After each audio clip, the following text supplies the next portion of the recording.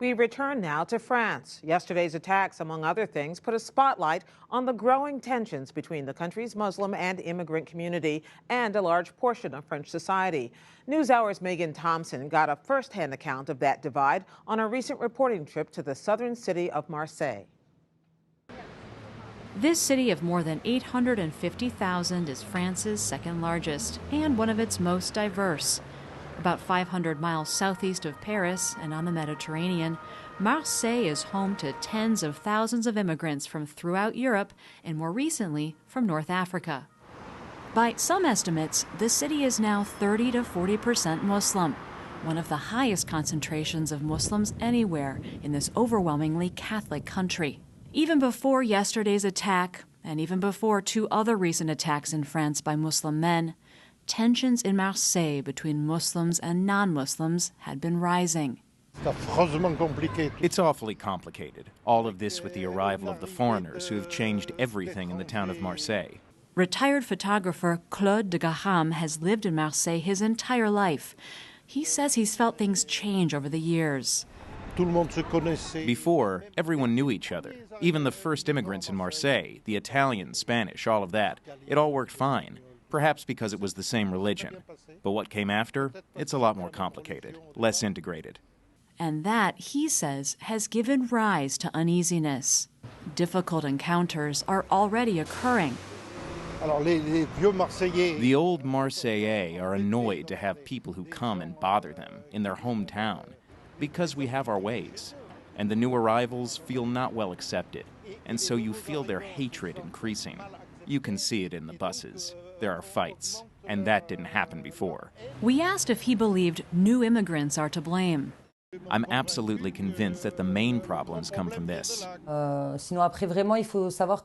are a lot of verbal insults. The stares, people in the streets looking at me. Natalie Bensia was born in France, the daughter of an Algerian immigrant.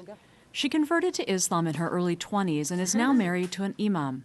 The mother of 7 says once or twice a month she's ridiculed because she wears a headscarf. She also says she's been excluded from her children's school field trips, and back in 2012, nearly had a confrontation in a store. A woman tore into me, really insulted me. She said, "You've rejected our origin," because she knew that I'm French because I told her. She really insulted me with all these names. She almost hit me. Bensia says she reported the incident to police, but nothing happened. According to one survey taken last spring, about a quarter of the French population had an unfavorable view of Muslims, which was actually much lower than other European countries. But during our visit to Marseille last month, many Muslims we spoke to told us about what they say is widespread job discrimination, unfair media portrayals of all Muslims as terrorists, and a pattern of hostile remarks. It doesn't bother me. I ignore them. But when you have your kids with you and someone insults you, it's degrading. And frankly, when it happens on the street, it's hard to justify it to the kids. They don't understand. My son, he says, when I'm big, I'm going to fight these people if they talk to you that way. And I say, you can't respond to aggression with aggression. Why do you think that people treat you this way?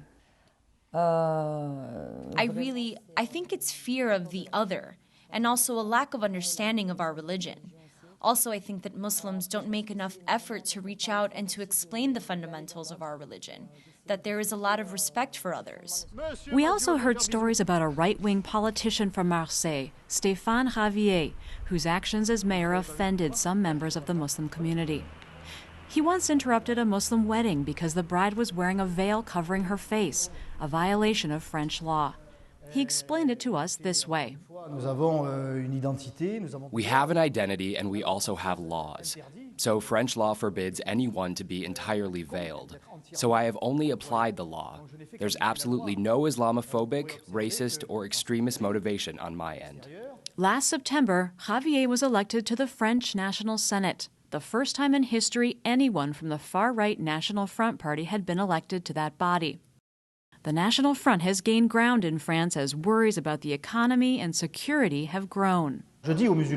So I am saying to the Muslims, the French Muslims who want to live their Islam, that they have the right to do so, of course. Our country, secularism, allows them to live their Islam. But Javier also insists that despite France's separation of church and state, the nation's long Christian traditions must be respected. I would like to remind people that France is a Christian country with an identity, a culture. So I'm telling the French Muslims, don't forget that here it is French soil, and in France, as it is done around the world, we also have to respect religions and rituals, customs, codes. So there is Islam, and there is Islamism, which is growing. Javier is also critical of national leaders like French President François Hollande for not fully appreciating the threat he says some French Muslims present. And just yesterday, following the mass shooting, the leader of the National Front Party said, "Time's up for denial and hypocrisy. The absolute rejection of Islamic fundamentalism must be proclaimed loudly and clearly." Massive immigration is causing Islamization. We can see that there are some extremist elements at the heart. They are very active, and the French authorities are completely frozen because they fear being labeled Islamophobic. French officials estimate as many as 1,000 French Muslims have left to wage jihad. There is an obvious radical Islamic drift that is becoming more and more violent. We need to take the necessary measures to match this danger. There is still another aspect to all of this. Many believe relations between Christians and Muslims are further strained because many Muslim immigrants are poor. And during difficult economic times, that leads to resentment about providing for them. The national unemployment rate in France is now about 10%. The economic situation is extremely serious. We welcome immigrants that have nothing, and many of them have no skills. They become the state's responsibility. We are going to have to house them, provide health care, assist them at all levels. So what does the future hold for relations between Muslims and Christians in Marseille? There seems to be little optimism. I think that we'll need a few generations to get used to it. Me? I won't be here. But my kids, I think they will be experiencing some tough moments.